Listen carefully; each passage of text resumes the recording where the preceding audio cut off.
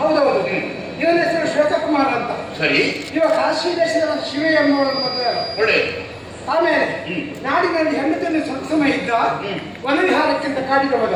ಇಲ್ಲ, ಬಿಟ್ಟು ಹೋಗುತ್ತ. ಯಾಕೆ ಹೋಗಲಿಲ್ಲ? ಅವಳಿಗೆ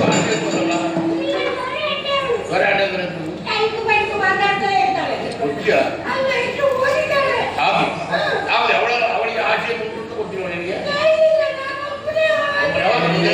ಆಮೇಲೆ ಕಾಡಿಗೆ ಹೋದಾಗ ಅಲ್ಲಿ ತ್ರೈಲೋಕ ಸುಂದರಿ ಎನ್ನುವರು ಸಿಕ್ಕಿದ್ದು. ತ್ರೈಲೋಕ ಸುಂದರಿ? ಹೌದೌದು. ಏನಾಯ್ತು? ಅವಳನ್ನು ಪ್ರೀತಿಸಿದ. ಅವಳ ಮೇಲೆ ಅಲ್ಲಿ ಇದ್ದವ. ಯಾಕೋ ಒಂದೇ ಕಾಲದಲ್ಲಿ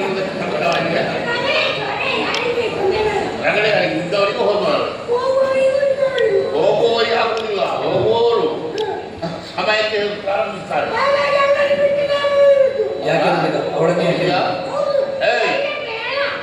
ಯಾವುದು ನಿನಗೆ ತಲೆಸರಿ ಉಂಟೇನು? ನೀನೊಬ್ಬ ರಾಜ ಹೌದಲ್ವೋ? ರಾಜನಾದವ ಪ್ರಜೆಗಳಿಗೆ ಆದಷ್ಟು ಪ್ರಯಾಣ ಆಗಿರ್ಬೇಕೋ ಬೇಡವಾ? ಮತ್ತೆ ನೀನು ಮತ್ತೊಬ್ಬಳ ಜೊತೆ ಕಂಡಾಡಿದ್ರೆ ಅವರ ತಂದೆ ಕಲಿಯುವುದಲ್ವ?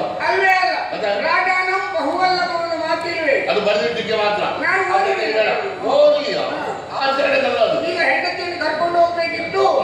ಒಂದು ಹೆಂಡತಿಯ ಜೊತೆಯಲ್ಲಿ ಗಂಡನಾದವನಿಗೆ ಮತ್ತೊಂದು ಹೆಣ್ಣಿಗೆ ಅಪರಾಧ ಅಂತ ಅಪರಾಧ ಅಲ್ವೇ ಅಲ್ಲ? ರಾಜನಾದಂತ ನಿನಗೆ ಅಪರಾಧ. ಹೆಂಡತಿ ಮತ್ತೊಂದು ಹೆಣ್ಣಿನ ಸಹವಾಸ ಮಾಡುವ ಅಪರಾಧ ಅಲ್ವೇ ಅಲ್ಲ? ಹೌದಾ? ನೀವೊಂದು ಸರಿಯಾಗಿ ಭೂಲೋಕದ ಗಮನವನ್ನು ಹರಿಸಿ ನೋಡಿ. ನಾವು ಸಂಚಾರ ಮಾಡುವ ದೊಡ್ಡ ವಾಹನಕ್ಕೆ 6 ಚಕ್ರಗಳಿಲ್ವ? ಆದ್ರೂ ಒಂದು ಹೆಚ್ಚಿನ ಚಕ್ರವನ್ನು ಮೇಲೆ ಇರುವುದಿಲ್ವ?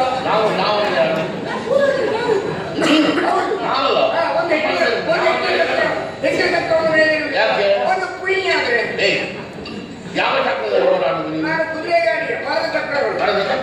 ಅದು ಪುಣ್ಯ ಆಗ್ತದ? ಒಂದು ಅಡ್ಡಗಳು ಹೋದ್ರೆ ಪುಣ್ಯ. ಹೌದಾ? ಅದು ಹೋಗ್ತದೆ ಬೇಕು. ಆದ್ರೆ ಅದ್ರ ಕುದುರೆ ಗಾಡಿಯಲ್ಲಿ ಯಾರು ಗೊತ್ತಾಯ್ತಲ್ಲ, ಯಾರು ಹುಂಬರು ಕುದುರೆ ಗಾಡಿ ಓಡಿಸುವುದಲ್ಲ. ಮುಂದೆ ಚಕ್ರವೇ ಇಲ್ಲ. ಚಕ್ರದಲ್ಲಿ ಆಗ್ತದೆ ಮಾತಾಡ್ತೀನಿ. ಆದ್ರೆ ಇವ ಮದುವೆ ಆಗಿ ಬರುವ ಒಂದು ತಪ್ಪು ಮಾಡಿದ್ದ. ಏನು? ಒಬ್ಬಳು ಹೆಣ್ಣೆ ರಾಕ್ಷಸಿಯ ಕೈಯನ್ನು ಕಡಿದಿದ್ದ. ಅವಳು ಇವನ ಮೇಲೆ ಕೈ ಹಾಕಿದ್ದು ಪುರುಷಾತಿಕ್ರಮಣ. ಅದಕ್ಕೆ ಇವ ಕೈ ಕಡಿದ. ಅವರವರು ಕೋರ ರೂಪಿ ಕಪ್ಪು ಇದ್ಲು. ಪುರುಷನ ಮೇಲೆ ಕೈ ಮಾಡುವ ಹೆಣ್ಣಿನ ಕೈಗಳು ಉಳಿಬಾರದು ಅಂತೇಳಿ ಪುರುಷಾತಿಕ್ರಮಣ ಮಾಡಿದ ಕೈಗಳನ್ನು ಒಂದು ಮಾಡಿದ್ದೇವೆ. ಅವಳು ಕಪ್ಪಿದ್ಲು ಅಲ್ವಾ? ನಿನ್ನ ಮೇಲೆ ಹಿಡಿಯಿಟ್ಕೊಂಡು ಇವಳು ಇವಳನ್ನ ನಾನು ಪ್ರೇಮಿಸಿದ್ದು. ನೀನು ಪ್ರೇಮಿಸಿ ಅವಳನ್ನು ನಾನು ಗುಡಿ ಸಾಧಿಸ್ತಾನ ಮಾಡಿ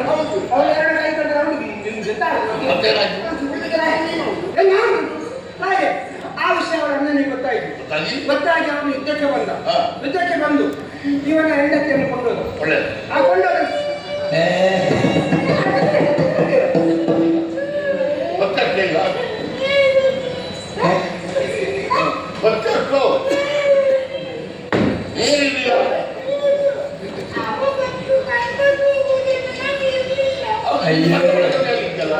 ನಿನಗೆ ಬೇರೆ ಬೇಡ ಆಯ್ತು.